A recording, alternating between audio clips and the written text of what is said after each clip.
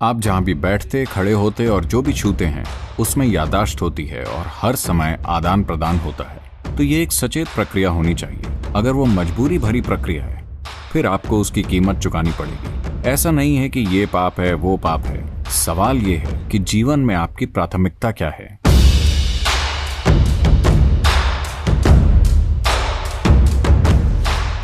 सद्गुरु, कोई व्यक्ति एक रिश्ते में किसी के लिए समर्पित कैसे रह सकता है?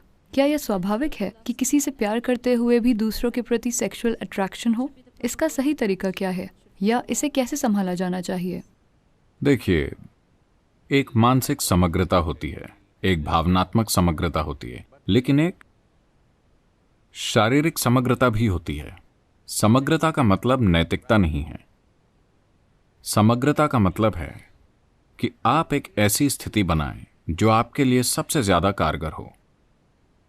तो जब हम समग्रता कहते हैं, मान लीजिए मैं कहूं मेरे शरीर में एक समग्रता है, इसका मतलब है कि यह मजबूत और बहुत सारी चीजों से रक्षा करती है ना? इसका यह मतलब नहीं कि मैं नैतिक रूप से किसी चीज में अटका हुआ हूं।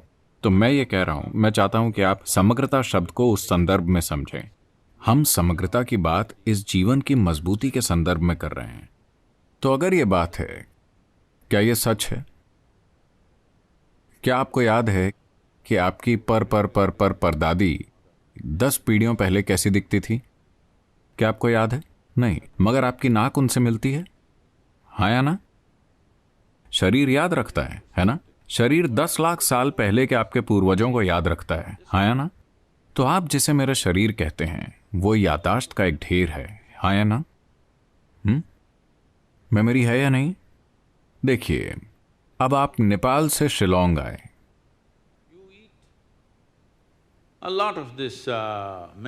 आपने बहुत सारा मेघालय का खाना खाया। आपके नैन नक्श नहीं बदलेंगे क्योंकि आपका शरीर याद रखता है कि आपकी जेनेटिक्स क्या है, चाहे कुछ भी हो। या आप मान लीजिए गाय का भोजन या कुत्ते का भोजन खाना शुरू कर देते हैं, आपका शरीर कंफ्यूज होकर कुत्ता या गाय नहीं बन जाएगा क्योंकि इसमें विकास संबंधी याददाश्त है। आप चाहे जो भी करें ये कभी कंफ्यूज नहीं होता, है ना? आप सोचने लग जाएं मैं एक कुत्ता हूं और उसकी तरह भौंकने लगें, फिर भी शरीर नहीं बदलेगा, हाँ या नहीं? मन से आप कर सकते हैं, पर शरीर में याददाश्त बहुत गहराई में होती है। तो ये पूरा शरीर जो आपके पास है मुख्य रूप से मेमोरी की एक समग्रता है। अगर ये मेमोरी की समग्रता को खो देता है तो आप देखेंगे कि ये कई सारी चीजों के प्रति नाजुक हो जाएगा। अब शरीर की प्रकृति ऐसी है कि कुछ भी जो आप एक खास स्तर की भागीदारी के साथ छूते हैं स्वाभाविक रूप से उस मेमोरी को स्टोर कर लेगा। मानसिक तौर पर नहीं, शारीरिक रूप से वो उस मेमोरी को स्टोर कर लेगा। पारंपरिक रूप से इस संस्कृति में हम इसे ऋणानुबंधा कहते हैं। आपने ऐसे शब्द के बारे में सुना है? ऋणानुबंध। इसका मतलब है शारीरिक मेमोरी जो आप इकट्ठा करते हैं। लोग क्यों, आप लोगों के साथ ये देखेंगे, मान लीजिए अपने घर में वो जाकर उसी जगह बैठते हैं। ये आमतौर पर बूढ़े लोगों के साथ आप देखेंगे कि वो जाकर एक ही जगह बैठना चाहते हैं, वो दूसरी जगह नहीं बैठेंगे। क्या आपने गौर किया है? यहां तक कि आपका कुत्ता वो आता है, अगर वो यहां बैठना चाहता है तो वो इसे सूंघेगा, उसे सूंघेगा, उसे सूंघेगा और बहुत खोजबीन के बाद वो उस एक जगह पर बैठ जाएगा। अगली बार आप उसे कहीं भगा दें, वो आएगा, वो जाकर उसी जगह बैठ जाएगा क्योंकि एक मेमोरी है। आजकल फोरेंसिक उपकरण हैं जिसमें आप अभी यहां बैठे हुए हैं, आप चले गए 2, 3, 8 घंटे बाद अगर वो आए, कुत्ते के साथ नहीं, कुत्ता आसानी से ये कर सकता है, मगर फोरेंसिक उपकरण के साथ हम यहां आते हैं और बस इस कुर्सी को चेक करते हैं और हम जान जाते हैं कि आप ही यहां बैठे हुए थे, कोई और नहीं। तो याददाश्त होती है। आप जहां भी बैठते, खड़े होते और जो भी छूते हैं उसमें याददाश्त होती है और हर समय आदान प्रदान होता है। आप नेपाल से आई हैं, भारत में भी ये काफी हद तक है, दक्षिण में बहुत मजबूती से है, उत्तर में ये शायद कमजोर पड़ गया है। हम लोग कभी किसी दूसरे व्यक्ति को नमक नहीं देते, आप ये जानते हैं? यहां भी अगर कोई आपको नमक देता है, आप कहते हैं प्लीज उसे वहां रख दीजिए, क्योंकि कुछ चीजें हैं जो मेमोरी को बाकी चीजों से बेहतर संचारित करती हैं। नमक, तिल, नींबू, इसी तरह अगर आप देते हैं, पारंपरिक लोग कहेंगे उसे वहां रख दो, मैं ले लूंगा। क्योंकि वो नहीं चाहते कि आपके साथ ऋणानुबंध विकसित हो। अब भारत में अगर आप लोगों की पुरानी पीढ़ी को देखें, अगर आप उनसे हाथ मिलाना चाहें, वो इस तरह करेंगे, क्योंकि वो आपके साथ ऋणानुबंध नहीं चाहते, क्योंकि इसका मकसद आपके शरीर की मेमोरी की समग्रता को इस तरह रखना है कि वो दूसरी चीजों के प्रति संवेदनशील ना हो, कि आप बहुत जुड़ा हुआ जीवन बन जाएं। अगर आप खुद को एक संभावना के लिए विकसित करना चाहते हैं तो आपको याददाश्त की समग्रता को बरकरार रखना होगा। ऋणानुबंध का मतलब यही है, आप अपनी शारीरिक मेमोरी को कम से कम रखते हैं। शारीरिक संबंध ऐसी चीज है जिसमें बड़ी मात्रा में मेमोरी एक से दूसरे में ली जाती है। तो हमेशा, इस समाज में नहीं बाकी हर कहीं, हमेशा से लोगों ने उस मेमोरी को कम से कम रखने के फायदे देखे। अगर आप उस मेमोरी को बहुत जटिल बना दें तो आप देखेंगे कि आराम से होना कुछ समय बाद बहुत मुश्किल हो जाएगा। सुख जरूर होगा मगर आपके जीवन में कोई खुशी नहीं होगी। आप लोगों पर ध्यान दे सकते हैं, मेरी बात पर विश्वास मत कीजिए। आप लोगों को ध्यान से देखिए, उन्हें सुख मिलेगा, वो हर समय खिलखिलाते रहेंगे, मगर आप उन्हें गौर से देखिए, उनके अंदर कोई खुशी नहीं है, सहजता नहीं है, क्योंकि सहजता ज्यादा मेमोरी की वजह से चली जाएगी। ऐसा सिर्फ सेक्सुअलिटी के साथ ही नहीं, कई और चीजें हैं जो आप इस तरह करते हैं। Right now you see this very much in the Western societies. अभी आप पश्चिमी समाजों में ये बहुत देखते हैं। जहां भी मैं जाता हूं, खासकर अमेरिका में, लोग आएंगे, सदगुरु मेरा हक कहाँ है? मैं कहता हूं वो आपके साथ होगा, वो मेरे पास क्यों होगा? ऐसा नहीं होता कि किसी खास पल आप किसी के करीब महसूस करते हैं तो आप उन्हें गले लगाते हैं। ऐसा है कि हर समय आपको लोगों को छूना है, क्योंकि आज के मनोवैज्ञानिक इन चीजों का विश्लेषण करके बता रहे हैं कि ऐसा इसलिए है क्योंकि बचपन में उनकी माँ और माता पिता ने उन्हें पर्याप्त नहीं छुआ। जब वो बड़े हो जाते हैं तो वो हर समय किसी न किसी को छूने के लिए तरसते रहते हैं।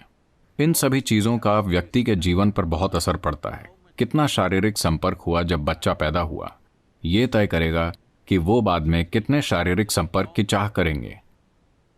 और एक शिशु अपनी माँ से कितनी मेमोरी ग्रहण करता है उस समय, क्योंकि जब तक एक बच्चा 4.5 साल का नहीं हो जाता, कई रूपों में ऊर्जा की दृष्टि से वो एक अलग जीव नहीं है। वो अब भी माँ के शरीर से जुड़ा है। असल में अगर लोग प्रकृति के अनुसार चलें तो उस समय तक उन्हें माँ का दूध पीना चाहिए और 4.5 साल तक जुड़े रहना चाहिए। प्राकृतिक रूप से ऐसा ही था। तब ऊर्जा मैच्योर नहीं होती। उस समय अधिक से अधिक मेमोरी जो आप अपनी माँ से पाते हैं, ये और भी बेहतर होता है इसे मजबूत करने के लिए।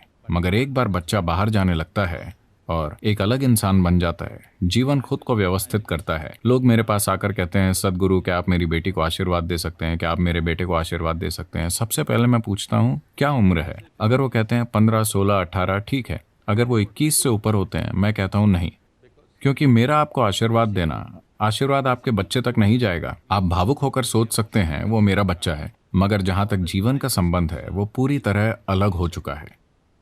आमतौर पर जीवन की अवधि लगभग 84 साल या चंद्रमा के 1008 चक्रों के बराबर मानी जाती है। चंद्रमा के चक्र और हमारा शरीर सीधे सीधे जुड़े हैं, क्योंकि हमारी माँओं के शरीर चंद्रमा के चक्रों के तालमेल में थे, इसलिए हम पैदा हुए, वरना हम पैदा नहीं होते, है ना?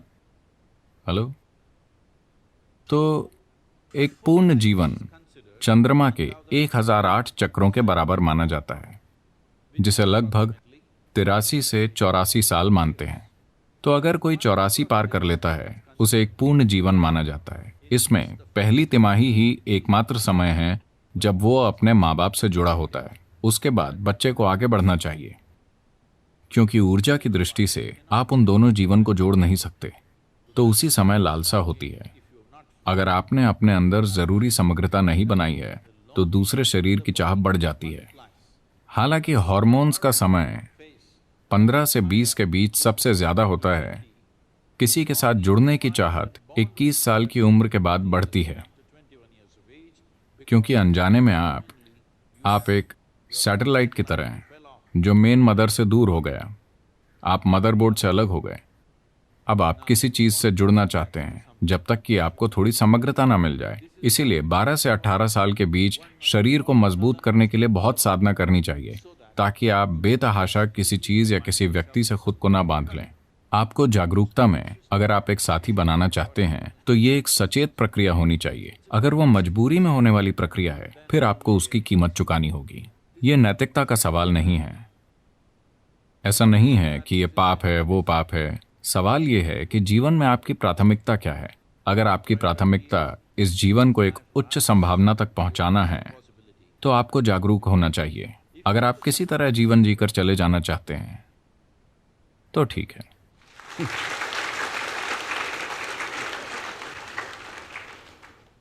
धन्यवाद सद्गुरु। माफ कीजिए अगर मैंने आपको निराश किया। आपने सिर्फ मेरे प्रश्न का जवाब दिया सद्गुरु, उसके लिए बहुत धन्यवाद।